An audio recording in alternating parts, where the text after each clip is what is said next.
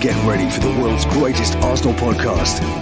Welcome to another podcast by Guns and Yellow Ribbons. Enjoy the show. Hello, welcome to another episode of Guns and Yellow Ribbons. I'm your host, Fergus. In the hot seat today, we have got Alex, the Danish gooner. We've got a little ginger guy who's got a face like a slapped arse because he's not in the hot seat, Capo Dan. And we've got all the way from Peterborough, we have got Dale. We are going to talk about the FA Cup and the outstanding support that we had up for the FA Cup defeat on Friday night. And we look ahead to my birthday and the 3 points that we're going to get against Everton. On top of that, we'll look at the transfer window, the squad, and a few other bits and pieces. How are we doing? Dale, how are you, mate? All the better for seeing you, Fergus, apart from all the way from Peterborough. You know, it's only 48 minutes on the train, right? It doesn't matter. It's still north, isn't it? Oh, sorry, Smart. You got some lettuce just there. I think it's from your kebab that you just had. Yeah, no, it's the tomato sauce blends in my shirt, so I'm all right there. Dude, we got a text in the WhatsApp group about a half hour ago. You said, I should make it on time, and he's taking a picture from the kebab shop. I thought, get me a chicken doner, chili sauce, salads, a bit of garlic sauce as well. So, Ginger, you all right? I don't really got the hump with you, to be honest. Go on then. Well, you know, last week. Oh, all right, we can be friends again now. Last week, Lovely. Last week it was all Alex. Alex got his degree. Oh, I love you, Alex. And this week, the sentence was, Fergus and Alex are joined by Dan and Dale. All right then. New favourite. Yeah, well, we are. Ooh, friends. Oh, Danish friends. I'm afraid, Alex. I think you've annoyed a ginger fella. Apparently, if you I've annoy a upset ginger him. fella, I've upset him. that's dangerous. Is that Yeah.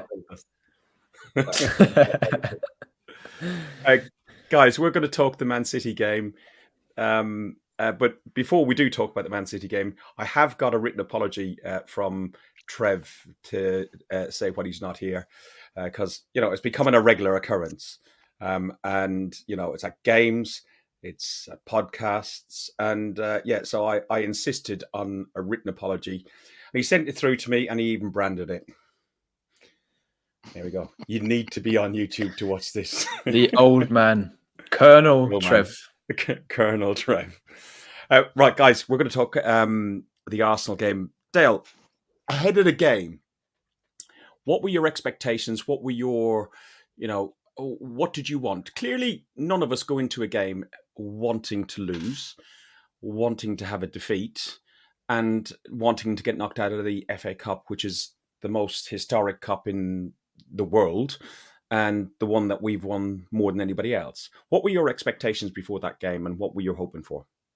Well, I think you just hit the nail on the head there. It's our cup, isn't it? It's not just the most historic cup. It's our cup. The FA Cup is us. It defines who we are, the class, all of that jazz. So I didn't want to lose, of course not. That being said, it is a different situation we find ourselves in. We're halfway through the season.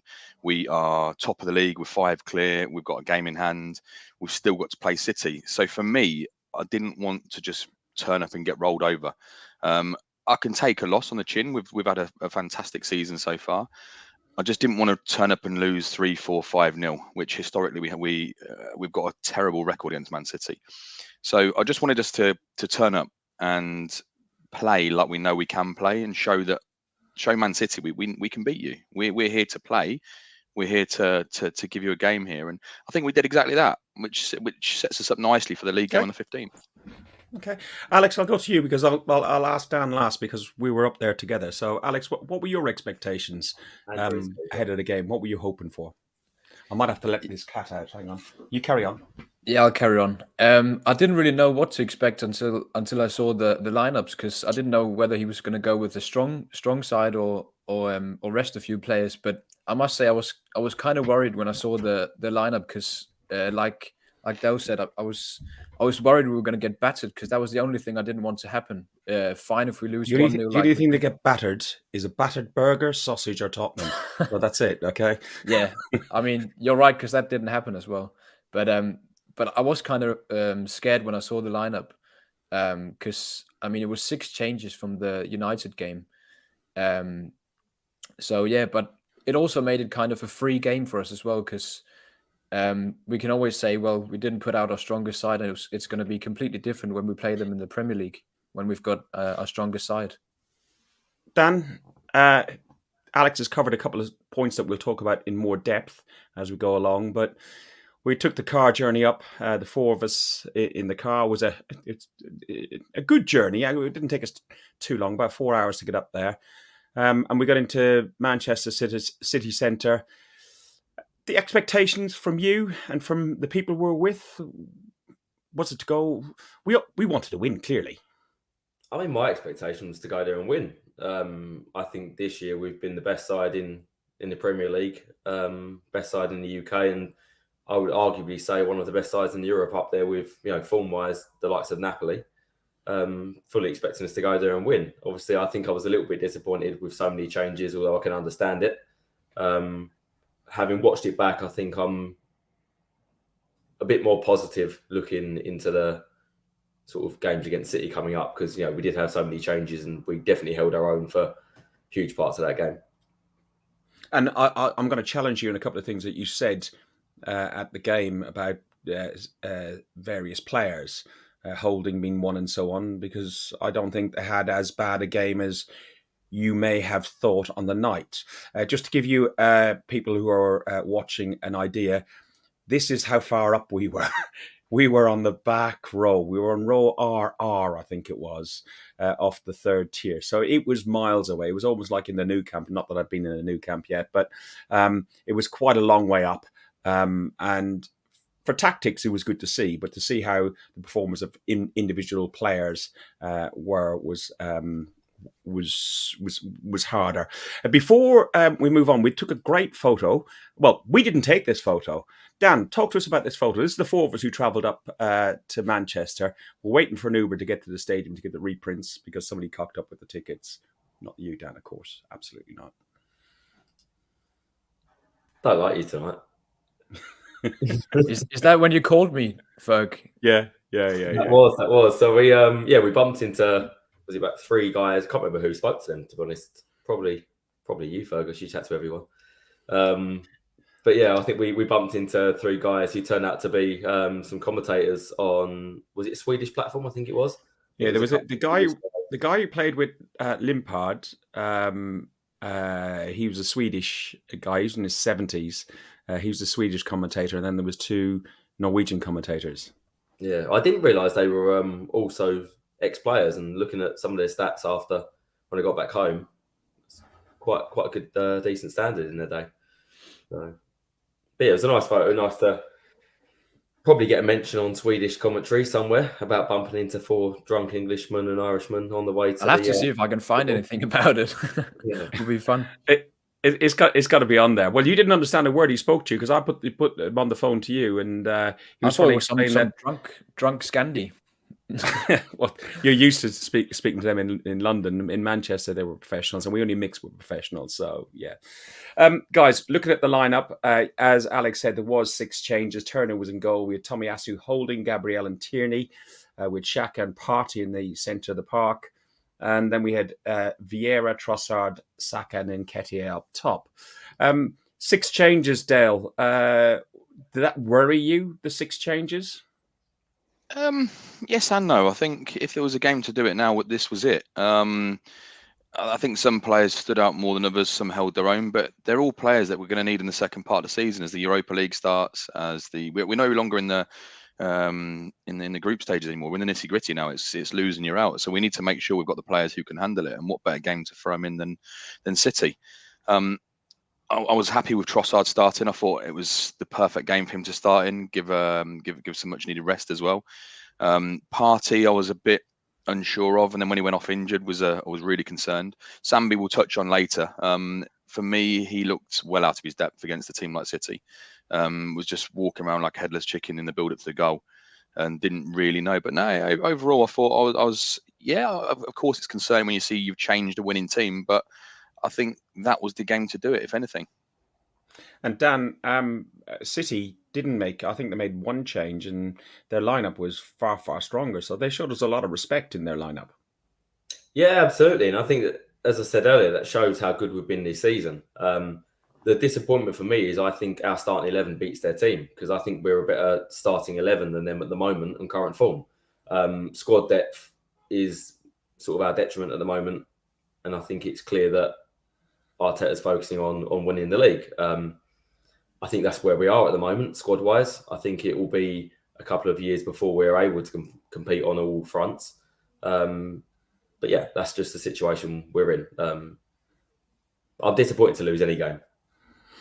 So in the first half, I think in the main, I know we got our rose-tinted glasses on, but I've looked at the game back again. Now, I think in the main, we seem to control that first half and probably had the better of that first half. At times, Turner's distribution from his feet was not shaky, but he knew his limitations. But I said to you several times, Dan, that how impressed I was with his overall performance. Alex, if we look at Turner himself, like he was quite confident. He was confident with the players around him. He was coming out and punching balls. Yes, he's not great with his feet, but you can see improvement. It's the sixth start for the club. There's definitely improvement. Yeah, I thought he was very good, and I think it was in the first 10 minutes as well. Holding scuffed a ball, a long ball, which sent Haaland through on goal, and I thought he was going to score, but then Turner came out and kicked it away. And like you said, many times he came out in the box, commanded the box as well very well. We know City are good at putting pressure and making teams go very low block. And when they do that, they're very good at having De Bruyne put crosses in for Haaland. And I think he did very well coming out for crosses, Turner. And like you said, he knew his limitations with the distribution. So he knew when he could go for some of the short passes, and then he knew when to kick it long as well. So I was quite secure with him as well. I thought he did well. We're just getting a message that anybody on YouTube, if you're trying to put comments in, you're getting a message saying this one is for the kids or something like that. The action has been turned off, made for kids or something like that. So you may not be able to comment in the chat tonight, but I don't have old man Trev just putting up messages every 30 seconds that we don't even talk about. So if you do want to make comments, you can go to Facebook, but stay where you are if you're on YouTube and just carry on watching us. Dan, your thoughts on Turner's performance? Sorry, I just got thrown by that a little. That was all. Yeah, to be honest, I think we did mention this, that I think Turner is growing in confidence the more games that he plays. I think his image as such with the fans was tainted a little bit in the friendly at the beginning of the season where he made a mistake. And everyone was saying, oh, looks like we've got another keeper that's got loads of mistakes in him. To be fair to him, since he's played since then, I don't remember him making many mistakes. I think he's actually not too bad on the ball. I think his distribution was good. And as Alex said, he did clear up for holding a couple of times in that first half. And I actually think Turner had a very good performance, as did probably, I'd say, 5 or 6 of the team as well. The question I'd ask on that, if I can I just jump in there? Because I think Dan raised a good point. I think he's growing in confidence. But I think part of this is because we're used to the distribution of Ramsdale, who is phenomenal. I think his distribution is great. He gets it early, so we've got those high standards, and people expect that straight away from someone like Turner coming in. The reality is he's not a bad keeper. His distribution isn't that bad at all. But because we expect such high standards, we a lot of the fan base will pick out when he does make those mistakes. So, and we're done on that. I think he's growing all the time. Yeah. And like I said to Dan at one point, that for me, because we didn't have a goal scorer or anything like that, for me, Turner was almost the man of the match at points. He was playing that well. Dale, what did you make of Holding's performance? I know he's only on for a half. Yeah, it is. He's steady, isn't he? He does what he does what he needs to do.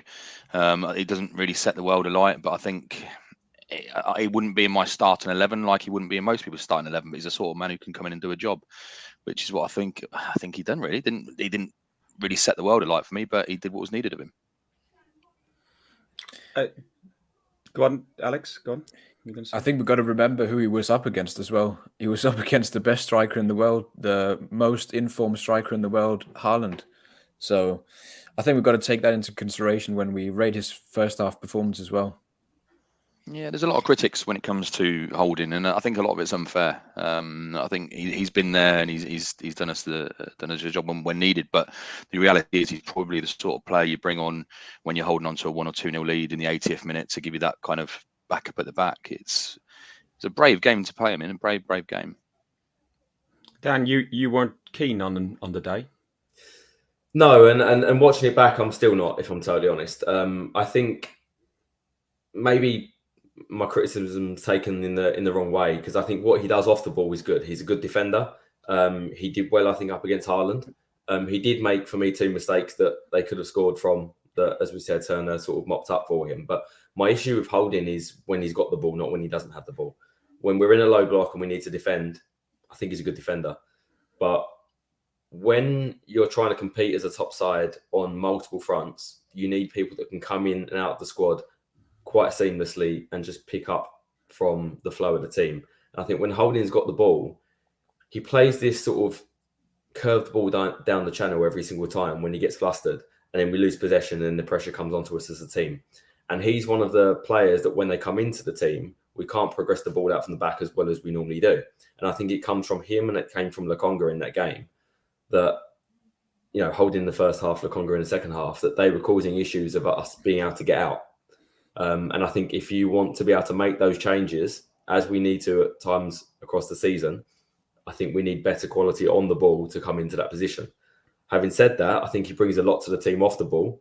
He brings a lot to the team in the dressing room, and I certainly wouldn't want to get rid of him from the squad. I just feel like if he's going to be your sort of next best centre-back, I think he's not good enough as the third centre-back. I would probably say he's like your fourth or fifth choice. He should be.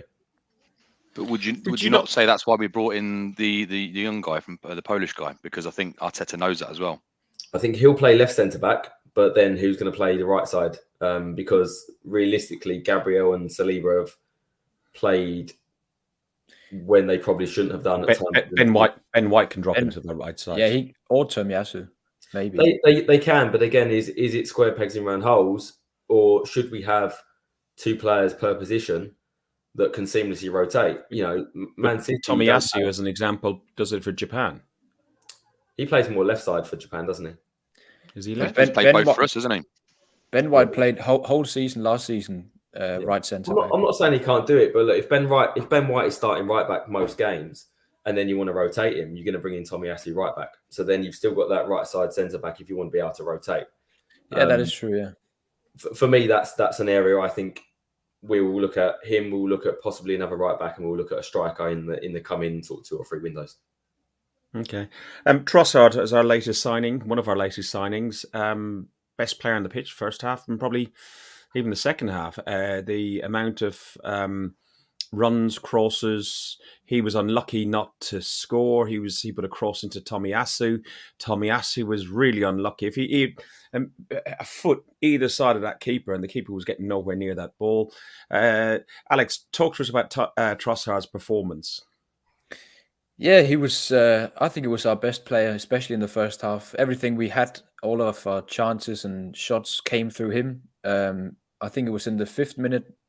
Like you said, he put in a cross for Tomiyasu, which could have been a goal.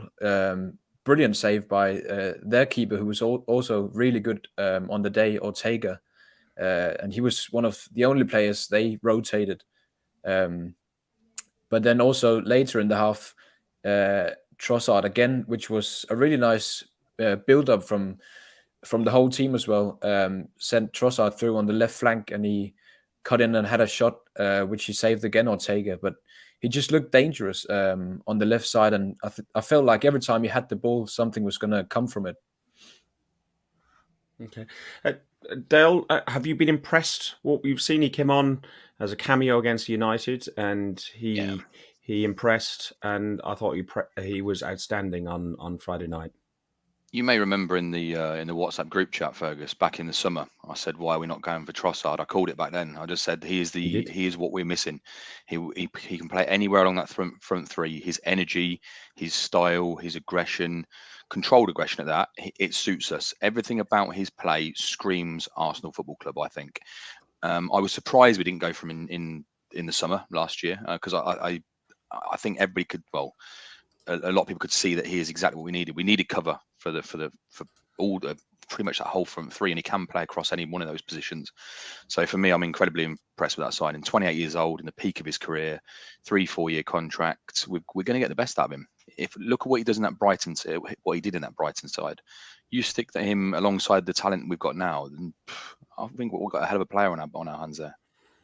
I can't recall who the commentator was on ITV's coverage, but I think they said something like, I know he's only signed for Arsenal, but he looks like an Arsenal player. The gear suits him.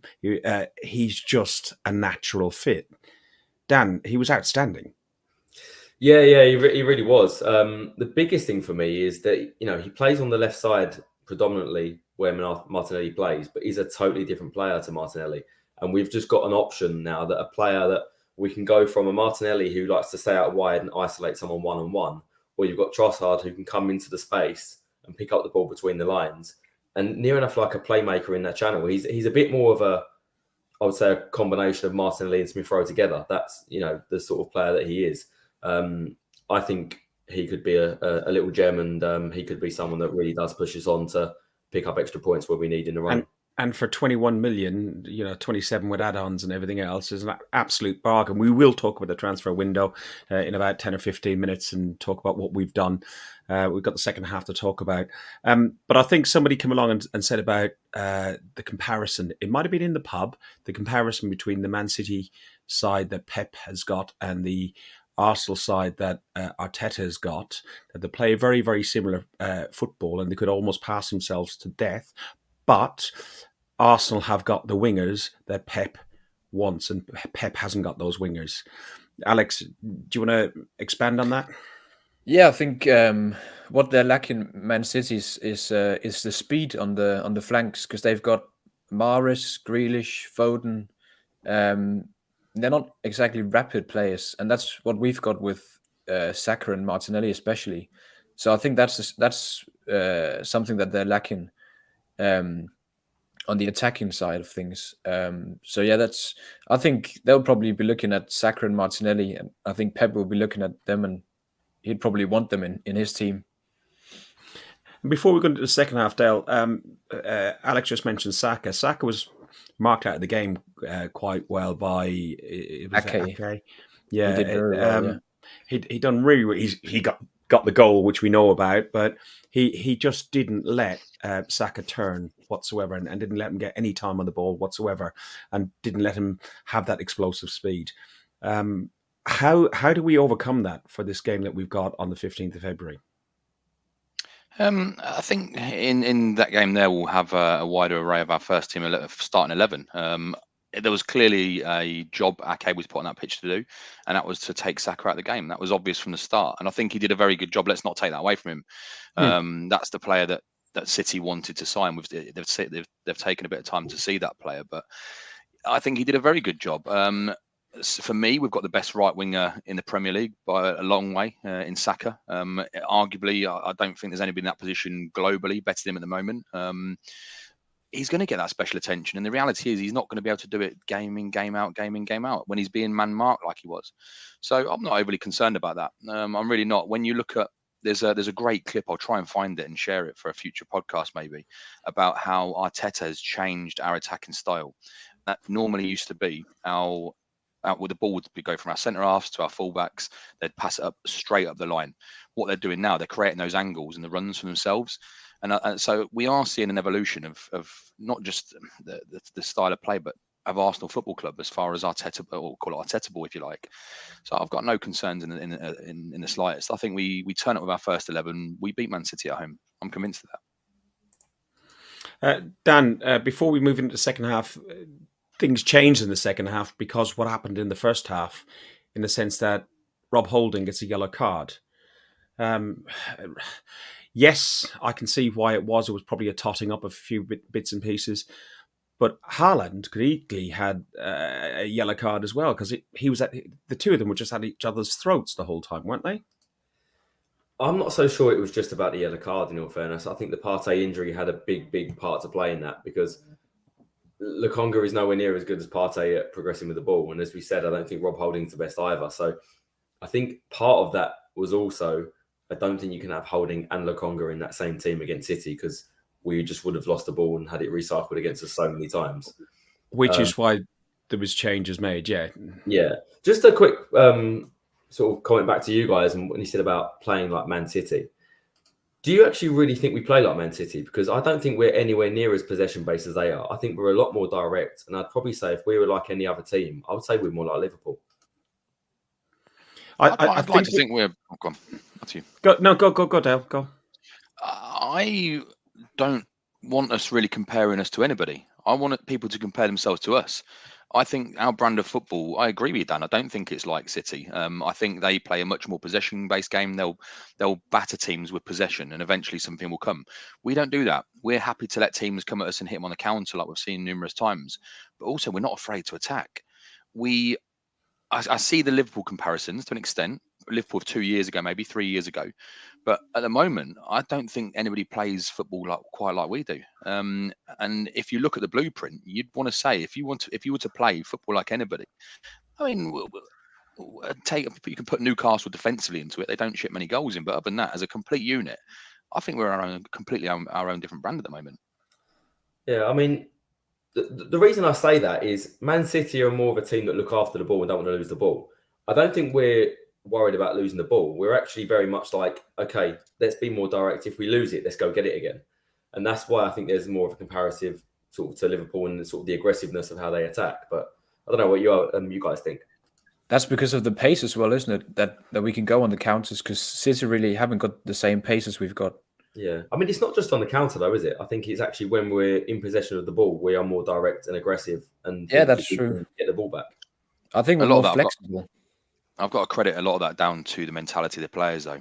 How many times we've seen this season, our main men, our number 9s, our main men up top, Jesus, Eddie Nketiah is doing it recently, winning corners in our own box and getting right back there and chasing it back up. And there seems to be that want from everybody, from back to front. Everybody's willing to. You see Gabriel making 40, 50-yard runs forward to get onto a ball. Look at Xhaka against United.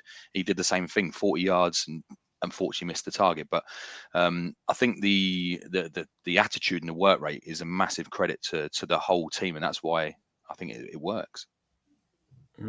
Rebecca or Terry as well, probably using Rebecca's Facebook account, with regards to how do we deal with Ake or the Saka issue when we play City on the 15th. Odegaard will be on the pitch, so they'll have more to deal with than they had on this one. If we go into the second half, there was substitutions. Partey was taken off because of an injury. Thankfully, we believe it's all okay. It was an injury he was holding or carrying for 2 or 3 weeks. And because we took him off, we put Lukonga on, and exactly what you said, Dan, a few minutes ago. You got Lukonga and Holding. That makes it very much weak on that side. So we brought Saliba on. Saliba and Gabriel, they are a Rolls Royce, and they managed Haaland in the main really, really well. Haaland didn't get a sniff, I don't think, all game, Dan. No, I think that game was a game of very, very fine margins. In all fairness, I don't think we were bad. I don't even think the players that I've criticised were that bad. I think it's just their mistakes led to us losing that game. And I think Lukonga's one that I think doesn't deserve the amount of criticism he's had from a lot of people. But for me, he is the reason why we lost that game, is because his positional mistake that he made for the goal is he should be the guy getting out to the fullback to be on him. And he didn't. And that is something that comes with more experience. And I think he'll gain that on loan at Palace.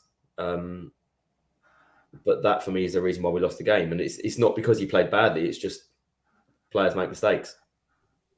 Yeah, and against City as well, you're going to get punished for those kind of mistakes. Exactly. Alex, what did you make of Lukonga's performance then? Because like we can look at the goal. I don't have the video clip for it, but that's the final image of the ball going in the back of the net. We've all seen it on TV. Lukonga looks pretty static, and Odegaard wasn't very happy. Yeah, I think it was multiple times where Odegaard was trying to tell him his positioning was wrong. And I think it's just he's got low confidence, and when he gets thrown into a side like that against Manchester City, he's just gonna struggle. I mean, he would have done better if it was against a lower or worse opponent, but it's just when you make a little mistake like that, you're going to get punished against Manchester City. But like Dan said, I don't think he was terrible. I think he sort of played his way into the game with more and more passes, and I thought he was okay on the ball as well. But it's just when he's off the ball, his presence is just lacking when you compare to Partey, especially. He just hasn't got the same intensity and presence as Partey. Dan, I thought Turner had made a worldie, but after seeing the game again, I realised it actually hit the post. But I don't think Turner could have done very much about it because he had jumped to make what would have been a very good save, and the ball just came back in. Again, if Lokonga had ran to and closed down the space, I think it would have made it harder for Ake, and the goal mightn't have happened. But what did you make of the move? Yeah, I mean, let's be honest. It was a good finish from Ake, wrong foot, and he puts it right in the corner. So it's not as if it was an awful goal. Just for me, we could have done more to avoid that. And I think if we have our starting 11, we don't concede that goal.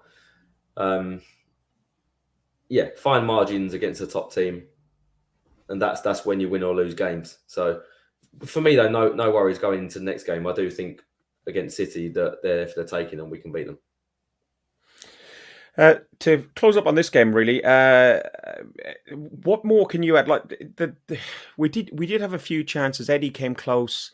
Well, it looked better on TV than it did when we were standing as far up. We could even see that he's like 2 foot away from anywhere near the goal, Dale. But Eddie was managed quite well, but he did have a couple of attempts on goal, and we did push to try and get that replay. Did you want the replay, Dale?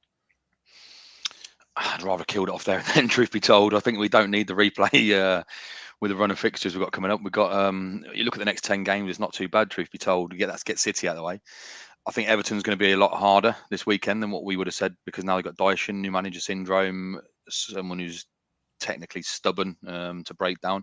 But no, the replay was something we could have definitely done without. But would I have taken a replay over a loss? Yeah, of course. It did look like we were going to get an equaliser, didn't it? Yeah, and the thing is, I mean, we go back to the team, the lineup, and I mean, I know there's been a few players taking a lot of criticism, but Sambi for me, I'll never take to social media and abuse these players like some people do, you see, but I just don't think he's good enough. I really don't think he's good enough. There's no doubt in my mind that before that game, Arteta's gone to him in his ear and said, "Look, Sam, look, we know he's known he's low on confidence. I've got no doubt in my mind that Arteta's put an arm around him at some point and gone, look, I trust you. I trust you. You're in one of the biggest games of the season so far against one of the best teams in the league so far. Go out there and show what you can do." And he just looks so lost, but it's not the first time. I think the loan to Palace is going to do one or two things. It will make him, or it will break him and realise, you know what, this isn't the player for us. But I'm yet to be convinced by him. I must admit, with Sambi, when I first saw him, I thought he looked bright. He looked more. Bearing in mind, we were playing at that point. We were playing El Neni and Xhaka in those two roles. He looked more attacking, looking like more progressive than El Neni. Not that I'm criticising El Neni in any way, but I just thought potentially there was a better player in there because Partey was continually injured at the time. I didn't know how that was going to come out. Yeah, I think the move to Palace will do him good. So the away support, I thought you could. Well, I couldn't hear anything else on the telly when I listened. It was amazing, Ferg. It sounded like Arsenal was the home team, and like you said, that was the only thing I could hear through the telly was the Arsenal supporters. Best away fans in the league by far at the moment. You tell me an away fan following better than what we've got. You won't find one. And Dale, I've been fortunate enough to be able to get tickets to most games this season, home and away. And to the day I go to my grave, this has been one of the greatest periods in my life to be an Arsenal fan. What I have put together is I've put a little, it's a few clips from different people on Twitter, so the volume goes up and down, but it might give you an idea of what the evening was like from where we were.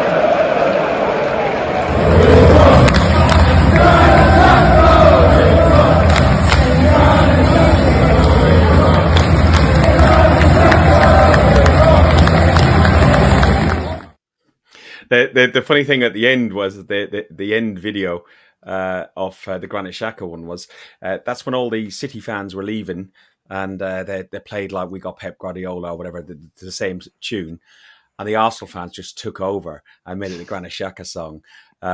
The atmosphere there, Dan, describe it before the game. There's a couple of video clips I had before the game. I can't play them because we had that word on way too much last week. Would that be about an Antonio? I'm sure he's listening. Oh, you're listening. We're still 14 in front. We can't say the Italian. We've got a new Italian in the team, haven't we? Not all Italians are bad, then, are they? No. Yeah. Do you know what? The main thing with that atmosphere was we had obviously 7,800 fans traveling, and so many fans this year have not. So 7,802. Yeah. And not all the fans have been able to get away tickets this year, and probably for about half of them that could have been their first away trip this year. And what I didn't want was to have such a big allocation and then it drop all the way down to red and everyone say, oh, no one wants to go because it's a cup game. Everyone absolutely made the most of the opportunity. Everyone travelled up there that could travel up there and just had a brilliant time. And the atmosphere was great in the pub, on the concourse. You know, there was people on the concourse just getting involved and various people jumping in on songs, and it was just good atmosphere. And then that continued into the stands and obviously onto the TV. Even more people had flags wrapped around them. I don't know where they get the idea from. Yeah, I know. It's obviously a good idea, isn't it? Really. Although no one threw their pint up in the air this week, so probably because Fergus didn't start it off. Dan, how did it all start with the flag? Have you always carried your flag to the games? I've got a flag wrapped around me, or a picture of a flag wrapped around me from, I think it was 2013, I think. And I used to wear it quite a bit there. And then, when I used to come in the stadium, I did stop for a while and then decided to bring it back. And then it's just stayed since. Is it the same flag? Yeah, the same one. Brilliant. Since I was a junior gunner back in the day. Brilliant. And does it have a fire certificate? Well, according to Man City, it's okay because they let me in eventually. I saw some who didn't get their flag in. Yeah, they don't always like it. They didn't let me take it in at Bournemouth this year, and at City on Friday, they did kick up a bit of a fuss. But flags coming with me everywhere we go. A player who returned to Manchester City was Zinchenko. Jesus probably travelled with the squad, I expect. But after the game, Zinchenko was surrounded by some of his former teammates. He didn't really want to talk to them at first. Kyle Walker's given it to him, lodged in his face there. He wasn't very happy. But he did come up to us, and we sung his name, and that cheered him up. And he was all right with Kyle Walker by the end of it, I think. So let's look at the standout players for the game. Dale, who would you go as your man of the match? Are we still allowed to say that? I don't know. For me, I'm still saying it. Who would you go as your man of the match for that game? I don't know. I'd probably go Trossard. If you haven't guessed by now, I'm a big fan of him. I'm honestly, I'm absolutely buzzing with that signing. Absolutely buzzing. Trossard for me is, Trossard. Alex? Yeah, I agree. Trossard, I thought he was our most dangerous player, and he looked very lively. But I think you could argue Turner as well. He had a brilliant game. Dan, is there anybody else besides Turner or Trossard that you think deserves a good mention? If I'm totally honest, I think it's really difficult to pick a man in the match from that game. And I think that could be from either side because I think it was a very, very even game. If I had to pick a man in the match, it'd probably be from their side, Ake, just because he got the winning goal. From our side, I think you could probably... I'd probably say Trossard looked more dangerous. You'd have to pick him. But there are a couple that you could argue were up there. To be honest, it's becoming like that in most games now, that the team performance is that united and that good that it's really, really hard to pick out any individual in the 11, 15 men that go on the pitch to try and pick out somebody who is outstandingly better than anybody else, because they're all pretty damn good. And they're all giving it 110% the whole way along. I'll go for the 12th man. I'll say they were the men and women and kids. Yeah, I agree. You did well. Do you know what you said about them 12 man, right? One thing I got out of all them video clips, I've seen some of them on Twitter, some I've just seen there for the first time. Having seen and felt it in person and on video, you never quite get the full audio experience from a video clip. I mean, you look at United home in the concourse, for example. That was absolutely electric. Same as like Tottenham. No doubt Chelsea will be coming up. No doubt City will be. But when you see the videos, it looks good. It looks good. It doesn't look incredible like it has been. So I can only imagine how it was, because them videos look great. You're right, Dale, because I came home from the United game recently, and on the Monday morning I woke up and my ears were still ringing like when I used to come out of a nightclub years ago when they didn't have any health and safety with speakers and stuff like that. And you had that muffled sound in your head. That could have been beer as well, but I'm used to the beer one. So, Was it you who started throwing a pint in? My mate turned around and went, "I'm soaked." I was like, playing Fergus.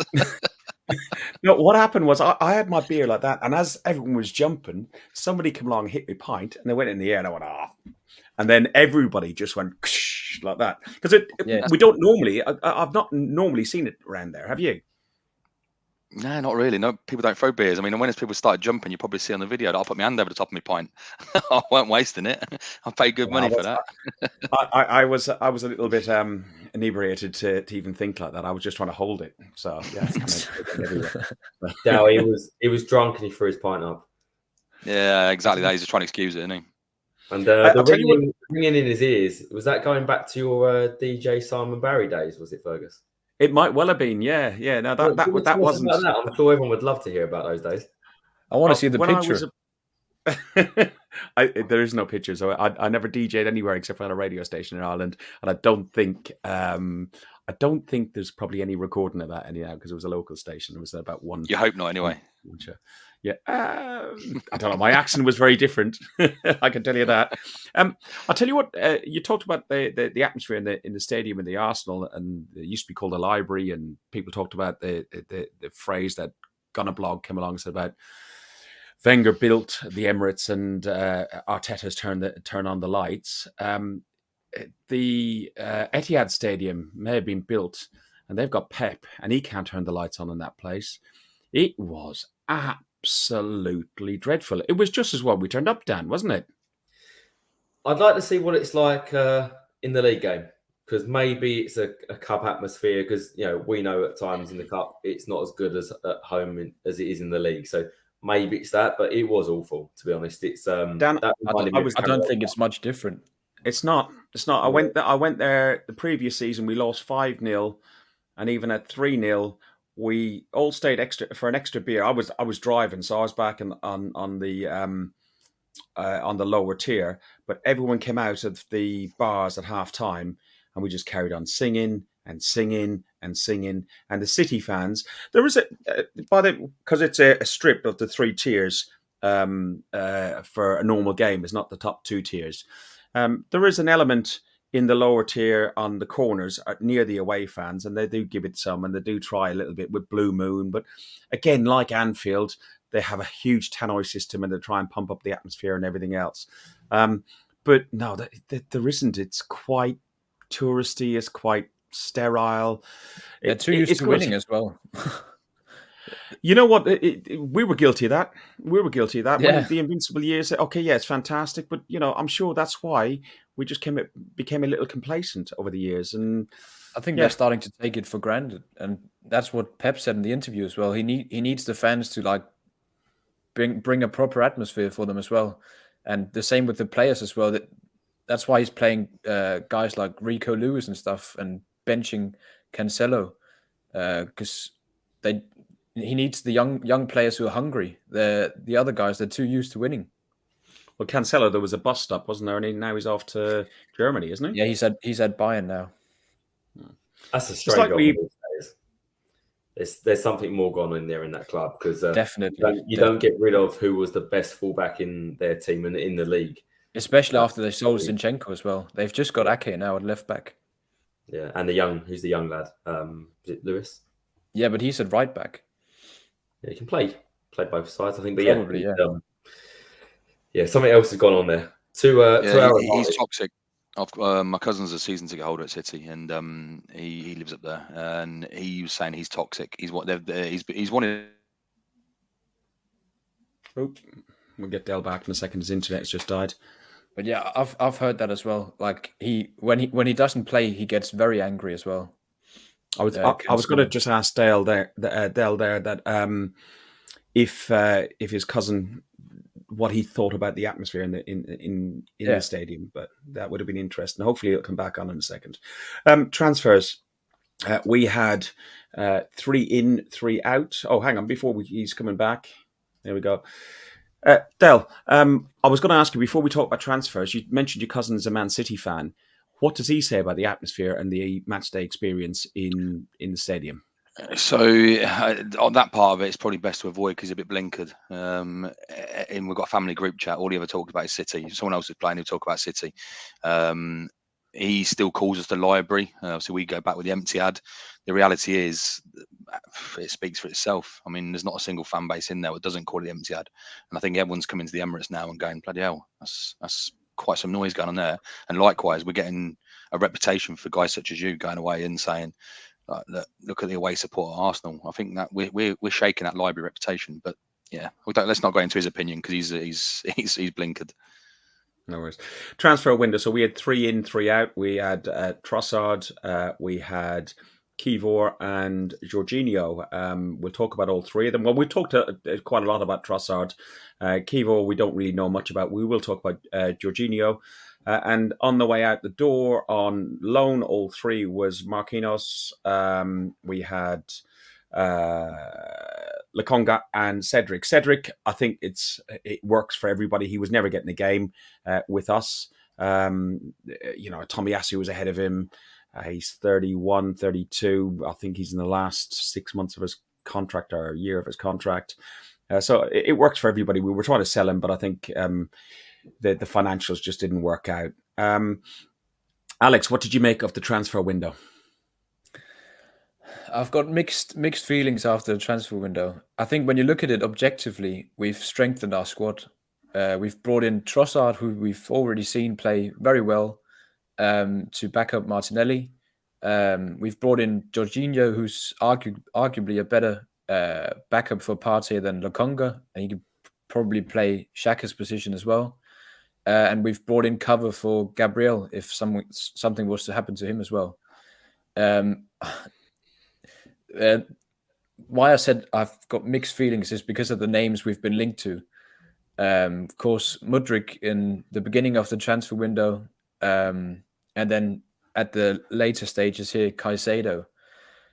So we've been linked to some massive names, and we've come out with some lesser sensational names, but probably more sensible business, because both Mudryk and Caicedo was going to take us silly money to get. So I think we've done really well getting in three quality players for a low amount of money, who do very well in the middle to short run.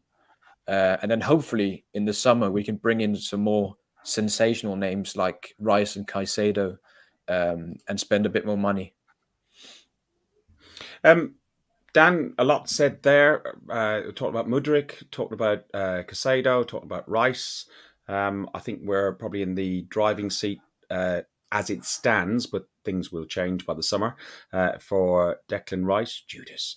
Caicedo, looking at the stats with Jorginho versus Caicedo, you've got there successful passes, almost identical, tackles, almost identical, interceptions, almost identical. One's 12 million or 10 plus 2, and one's, ransom held at 70 or 80 million. Are you disappointed with Jorginho over Caicedo?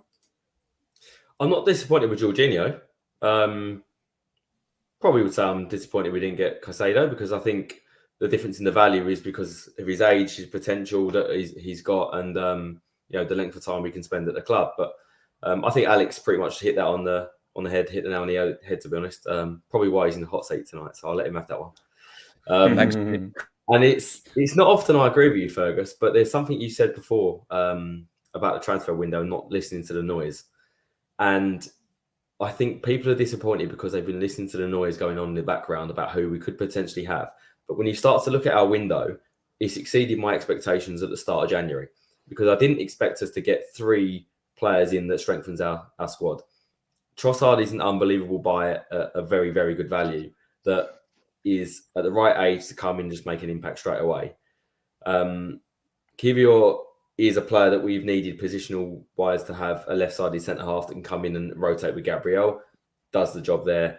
And Jorginho, he's won the Euros, he's won the Champions League, he's an experienced player. He suits that number 6 role perfectly. Look at this. By Jorginho, that's lovely for Abraham, who finishes with certainty.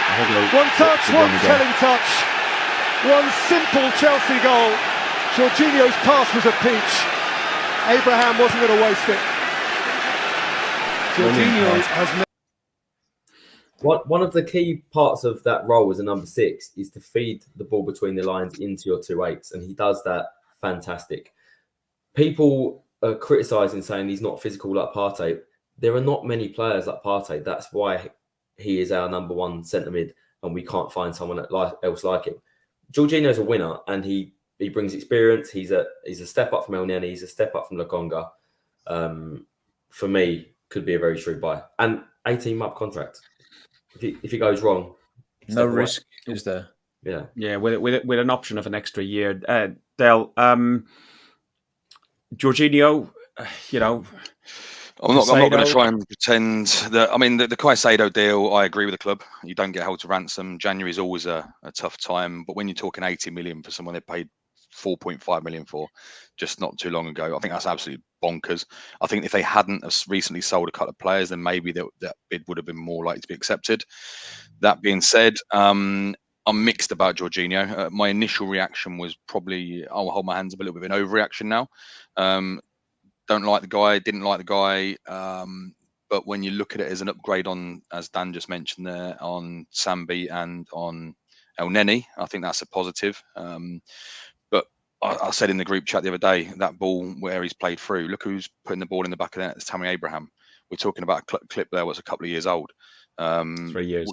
Yeah, exactly. I mean, so although that's a great ball, that's a great ball from 3 years ago. I agree that yes, he's got that experience, which we probably need. There's no doubt in my mind, Arteta's been a fan of him for quite some time. We were linked to him last summer, you may remember, and also last January, in fact. We were linked to him before he went to. City were linked to him first of all. I think Pep and Arteta really wanted him before he came to Chelsea. The one thing that he has to get rid of from his game, that stupid penalty he does. That he missed against us. It Do you remember? works. He missed one against us. It not works, against us, it don't. That's true. That's true. But I just get rid of that daft run up. The comment that that Dan made about he's cover for Partey, he's cover for now the outgoing Lokonga and the injured El Neni. Have we pushed it too far, Del? with getting rid of Lokonga. I know he needs game time, or should we have got somebody else in as a backup there, as a third layer?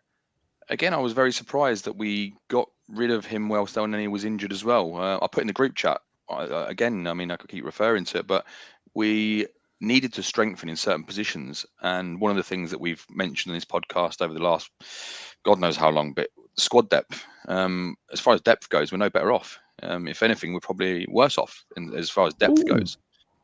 Do you think? Look at this. Look at this. So we got Martinelli, Jesus, and Saka on the front line. Then we got Granit, Xhaka. We've got Odegaard. We got Zinchenko, Partey, White, Gabriel, Saliba, and Ramsdale. Starting 11. It picks itself if all are fit. And then just let me take that banner off the bottom so people can see that. So then you got Turner, Kivor. Turner, I wouldn't really want to see yet in the Premier League. Kivor, I don't know anything about. Tomiyasu, perfectly good cover for left, right, and centre half. Jorginho, we just talked about. Smith Rowe, if fit, outstanding. Vieira growing into the Premier League, but still has a lot of work to do. Trossard, we've waxed lyrical about him. And Nketiah has proven everybody wrong right now. Kieran Tierney, for me, I'm a little bit less convinced on Tierney over many others. I think he's a great player, but if somebody came in with the right bid and we could get suitable backup, I would look to flip him and change him. But that's a good depth there, isn't it, Dale? It's no, numbers wise, it's no different to what we were before, right? I think the one saving grace from this, I think someone touched on it earlier, might have been Alex or Dan maybe, about pushing Zinchenko into the middle. Zinchenko, look at you just have to look at his touch map versus Man United to show that he is everywhere, regardless. Tierney, I quite like Kieran Tierney. I think he's a great player. I think he's a great option. I do worry about central midfield. I really do. I think we have a few players who are yet to come back from. Smith Rowe. I hate the term. Is like a new signing, but he probably is like a new signing. But let's face it, does he get in above? He's Odegaard, isn't he? He plays in the same position as Odegaard. Does he get in there? Probably not, to be fair. And Odegaard is almost undroppable at the moment. I mean, we saw that against City. I mean, Dan touched on it earlier. When we've got Odegaard in the City game at home, it might have been Alex actually saying like you've got a choice. Do you mark Saka or do you mark? It was me. It was yourself? A comment that Terry made in the chat. Yeah, that was it. Yeah, but no, I don't know. I don't think the depth is any different to what it was before. It was, if anything, we had more go out than we had come in. When you take into consideration the Elneny injury as well. Dan, looking at that, and then I'll come. Don't get me wrong; it's not a bad side. It's not a bad squad at all. So don't. That's not what I'm saying. Please don't take that the wrong way. I get that. I get that. Dan, looking at that, and looking back to the Newcastle game, when we looked along the line and looked at the bench and went on our phones and we went, nobody's going to change that game. With this squad, there's changes. You've got Trossard, you got Eddie. Okay, Eddie's probably going to be playing for instead of Jesus in that situation, but there are players that can change it up. Yeah, I was just going to say that depth isn't just numbers. Depth is also quality. And I think numbers-wise, we'll have numbers. We have squad players that can come in. We've got youth players that will show potential and can come in numbers-wise. But we haven't had the quality in that position. And Jorginho is nowhere near going to be the player that replaces Thomas Partey, but he is a very, very good player that can rotate in and out of the squad for him. I do see your view on Lokonga. That was my only other thought is, yes, he needs a loan. Is now the right time to be having just the three established people as sort of central midfielders. There are players that can come into that role if needed, but I think that squad is set up now to just push for the Premier League, and I think he'll rotate quite a bit in the Europa League. Alex? Yeah, we've just got 2 competitions now, so I think we've got to be really unlucky with injuries if we were to be low in numbers. I think we've got a good squad, and like Dan said, I think we've strengthened in quality, and I think I agree with you, Dale. We haven't strengthened in numbers because we lost Elneny to injury, but I still think we've improved our squad quite a bit, and with midfield as well. I think Kiwior He can play the 6 as well. He's done that quite a lot for Spezia as well. So I think he can cover as well in that role instead of Lokonga, maybe. Ben White's done it before as well. I know we'd preferably have him as a right back, but he can do it as well. So I think it helps that we've got such a versatile squad as well. That sort of covers for the low amount of numbers in some of the roles. I think I just look I at it mentioned. Go on. Sorry, Sorry. I think I just mentioned that the having Swiss Army knife type players that can play in different positions at this moment in time is what we need. Once we've got them, we can then layer on with the trophy players, with your Mudriks, with your well, I don't know if Casado is a trophy player or not yet, but you can mix in some of those. But you also don't want to cock up the collective as they are, and people who moaned about the transfer window. Trev rightly said on Twitter, Hilsey the Gooner, weren't people underwhelmed when we signed Zinchenko and Jesus as like City rejects? And there's some I responses in disagree. there That's about. so bad though. That there, Do Ferg, you? right? I remember. Yeah, 100%. When we signed Zinchenko and Jesus, I don't know. I was buzzing with it.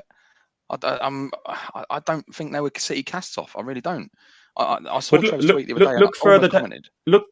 Look further down on that as well. People were slagging off Ramsdale, and even further down, Lady 65 said people were complaining when we signed Arteta from Everton. So I think the point, not necessarily because I with you Zinchenko and Jesus, I thought, wow, they're cheap for I what think we they're got. just bad examples, aren't they?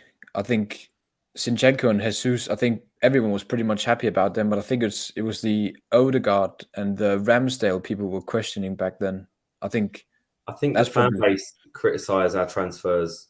Yeah, regardless, yeah. And it's just honestly our fan base at times. It's not all of them, so I don't want to put all of them in the same box, but they really need to get a grip because at the end of the day, when we've got a run in, we've got a very, very young squad that hasn't experienced this before at all. And if they get nervous, we've seen what they're like even in the Newcastle game. It did get a bit nervy. The fans got a bit nervy, and that's not even the last 5 or 10 games. Sometimes you need an experienced player to come in, calm things down, just play simple passes. And Jorginho could be that guy.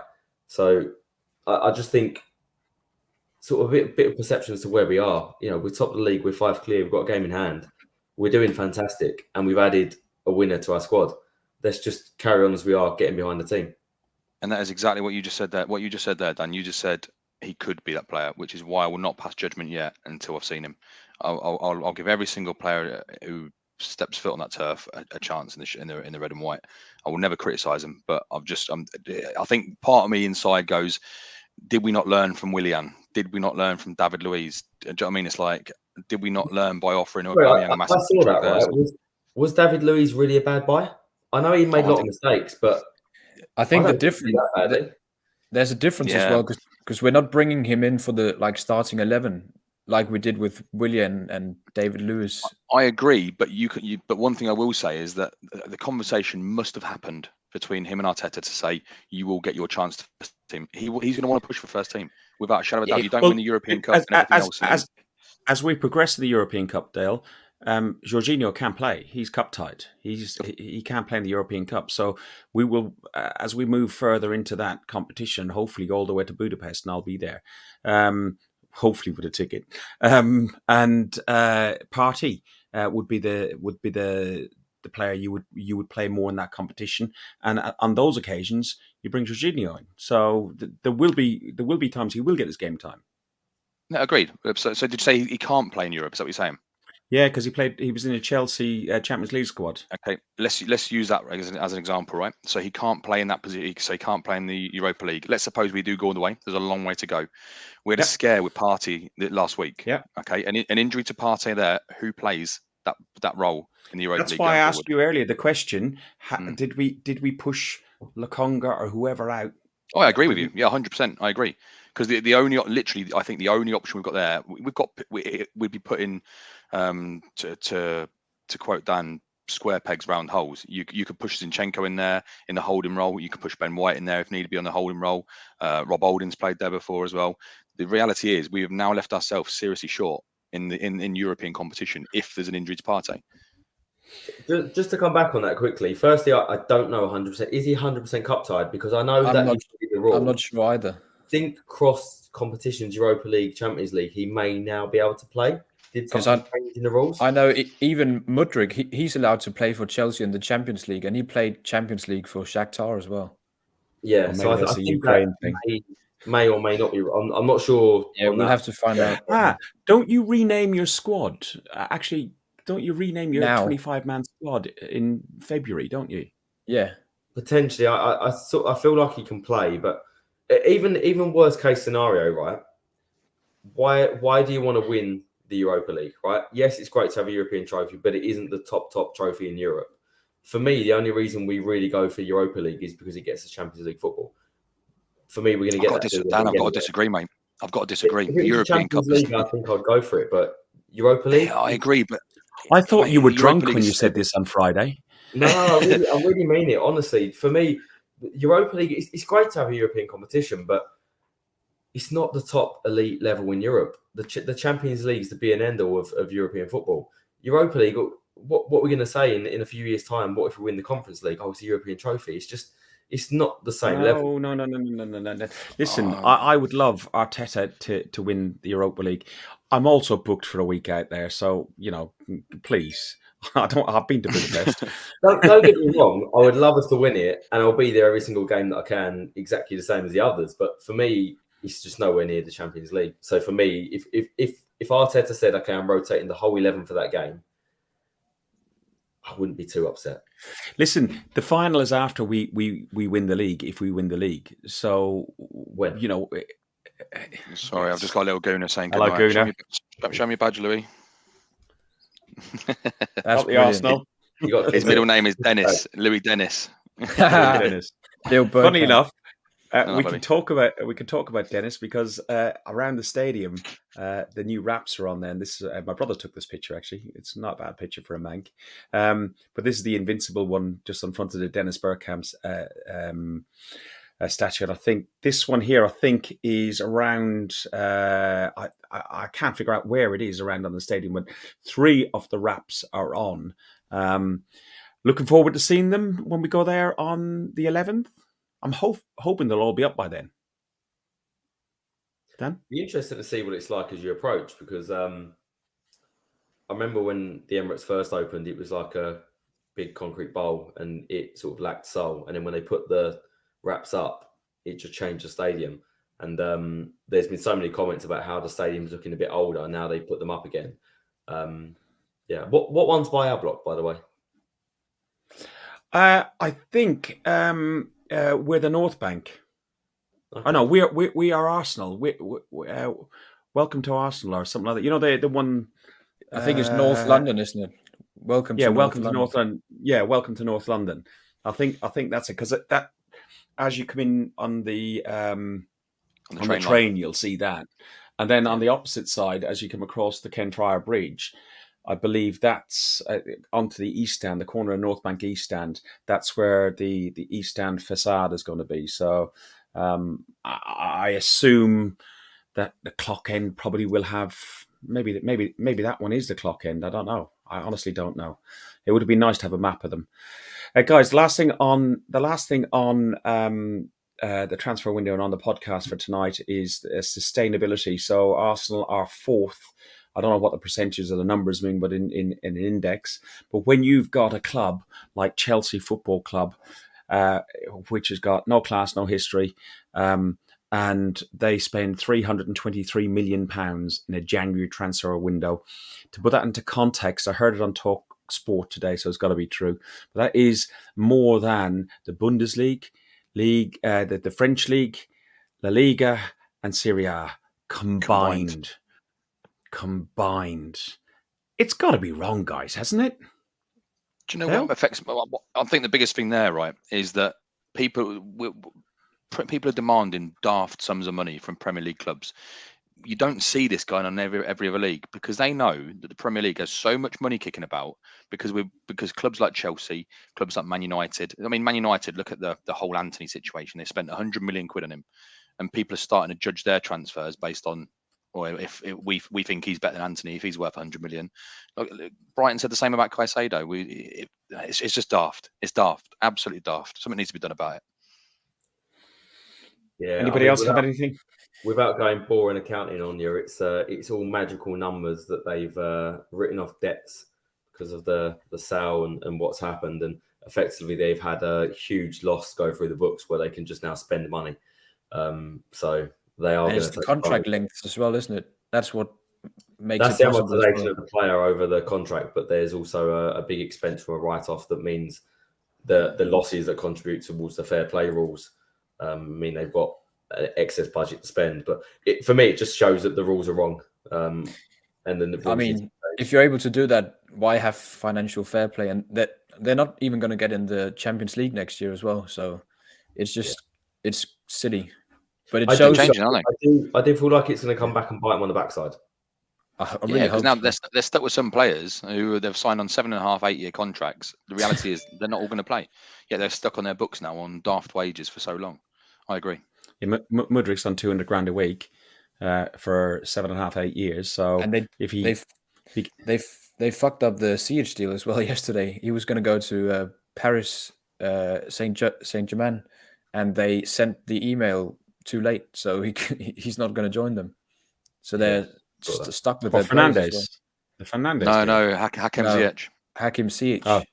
Oh, okay. He was at PSG waiting for the paperwork to come through, but because Chelsea was so focused on that, they forgot all about him.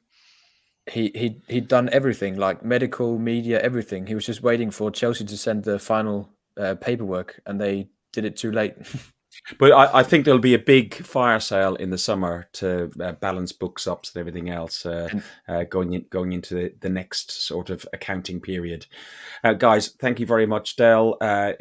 Peterborough Gooners is your Facebook group. Tell people where they can follow you as well. Yeah, exactly. That's obviously my Twitter. I always follow back. I love interacting with people on Twitter.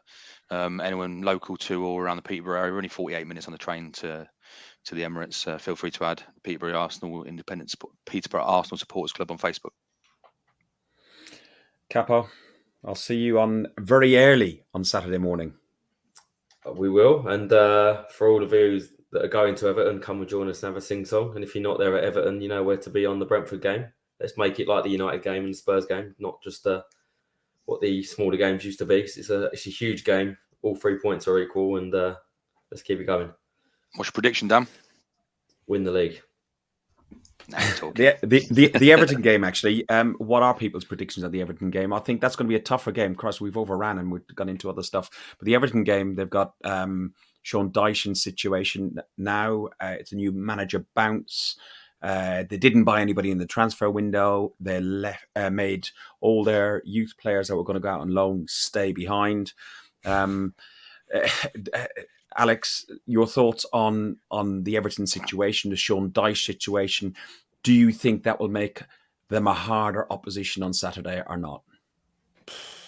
I mean, we have to win anyways. Like, their club is in shambles right now. I can't believe they didn't bring any players in. I know they tried, but nobody wants to come to Everton right now. It's probably going to make it a harder game that they just got a new manager. It always does, but we are just so much better than Everton. Like, we have to win that game. I think Terry and Rebecca in the chat is right. I was looking forward to probably a 3-0 win against Everton. But I would take a 1-0 right now. Dan, is it going to be a tougher game? I think it will be a tighter game because of the way they'll set up. But I do think Everton are a poor team, and I do think we'll turn them over. I'm still thinking 3 or 4-0. Dale, is this the final time that Arsenal will play Everton in Goodison Park ever? Ever? Probably not. But yeah. We've got 2 more seasons. The 2 more seasons. Yeah. No, I think they'll stay up.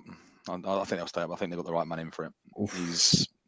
I'll put it out there. I think they'll stay up. I think they'll stay up. But that being said, I'm going to go for a 1-0 win on Saturday. Likewise, 1-0. 1-0.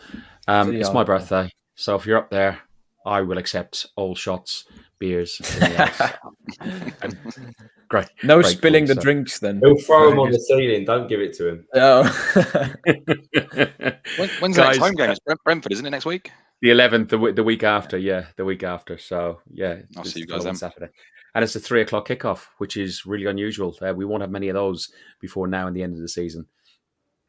Before then, happy birthday to Fergus for Saturday. And I think Happy a good birthday, time to mention a big thank you for everything he does for lots of different fans, and hope he has a good day up there as well. Amen. Well said, Dan. Cheers. Guys, you have been listening to Guns and Yellow Ribbons, an Arsenal podcast by Arsenal fans for Arsenal fans. If you like what we do, click on the like button on YouTube. Click on the subscribe. You'll get to see us more often. I'm sorry that the comments didn't work on YouTube today, but it probably done me a favour because it would have been all popping up, and there was quite a lot of stuff to share on there.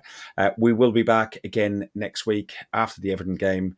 I'll probably be hanging, I'm sure, and I'm sure if you follow us on Facebook, you'll our Twitter and like that, you'll see some video clips of us drunk up in Everton anyway. So, up the Arsenal, fuck the Spurs. You've been listening to Guns and Yellow Ribbons, an Arsenal podcast by Arsenal fans for Arsenal fans.